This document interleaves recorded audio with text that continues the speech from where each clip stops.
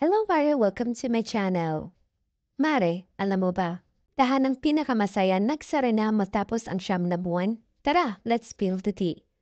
Tinatayang ng Tape Incorporation na hindi na ito ipapalabas sa GMA Network matapos ang pagpapalabas muli ng huling episode ng Tahanang Pinakamasaya noong Huwebes, March 7. Opisyal na inilabas ng dating noontime program na tinatawag noon na 8 Bulaga ang pahayag tungkol sa pagsasara ng noontime variety program na hindi umabot ng 1 taon mula nang unang ipilabas ito sa live television. Pahayag ng Tape Incorporation, sa mabigat na loob ibinalita namin sa aming mga manonood ng aming noontime show na Tahanang Pinakamasaya sa Kapuso Network GMA7 ay hindi na ipapalabas muli simula March 8, 2024.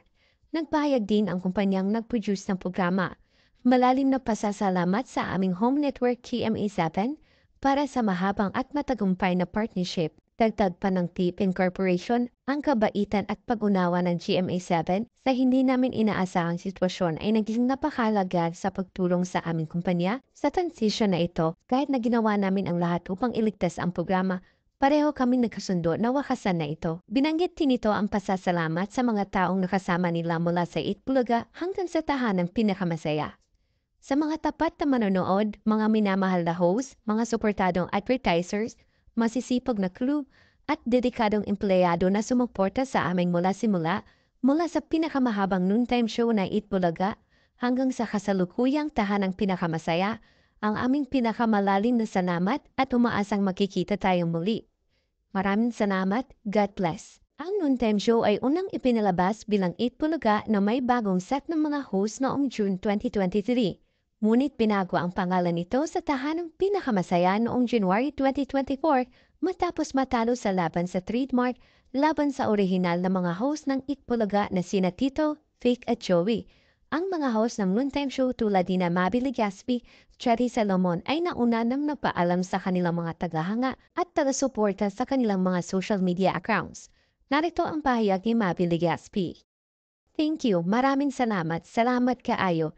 This wasn't about me since day one. This was all about them. Because of them, I became a stronger person, a better colleague, a better host, a better son to my parents, a better brother to my twin, and a better child of God. Pwede ko na bang idagdag na better joker? Mas magaling na ba akong mag-joke? Okay, maybe not, still corny. Lord, please to bless the staff and crew that work so hard day in and day out every single day. They are our show. This show was always about them. Please do take care of them and their respective families.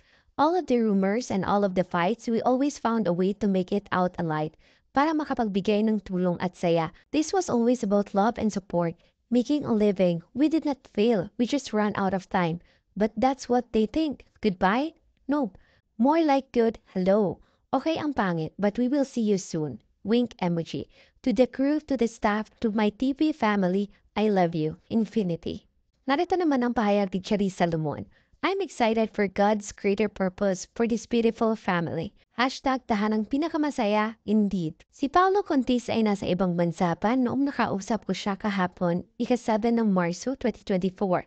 Pinilit namin kunin ang kanyang opinion matapos ilabas ng Tape Incorporation ang opisyal na pahayag tungkol sa pagtatapos ng kanilang noontime show, ang Tahanang Pinakamasaya.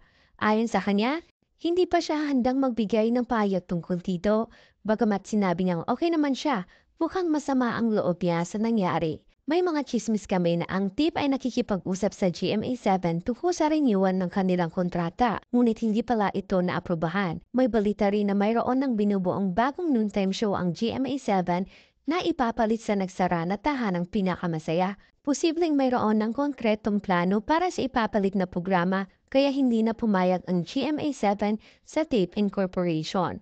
Ngunit wala pang sagot ang mga kausap namin staff tungkol sa kung ano ang mangyayari. Wala pa raw instruction sa kanila kung ano ang gagawin. Pelikula muna raw ang ipapalabas sa timeslot ng Tahanang Pinakamasaya.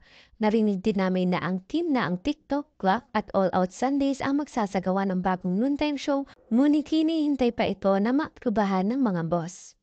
Totoo kaya nakukunin ng GMA7 na nilang host ng Tahanang Pinakamasaya para sa kanilang bagong programa?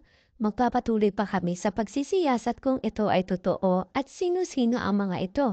Magkabuluhan din ang pagpangkit ng tips sa kanilang opisyal na pahayag na see you again. Posible kaya na may usapin sila sa GMA7 para bumalik sa kanilang dating istasyon? Exciting ang mga kaganapan sa Battle of Noontime Show. May blind item na lumalabas noong March 1, 2024. Ang blind item na ito ay tungkol sa paglipat ni Willie Revillame sa GMA7 para mag-host sa bagong show. Ngunit wala pang kumpirmasyon. E di ba hopya pa rin ang PTV4 at IBC13? Nasa kanila magbabalik TV si Kuya Will. Nakakaintriga rin ang posibleng paglipat ng Showtime sa GMA7 mula sa GTV. Sa huli, abangan natin kung ano ang sunod na hakbang ng GMA7 sa kanilang noontime slot. Yun lang, Mare. Thank you so much for watching, Mare. Subscribe for more.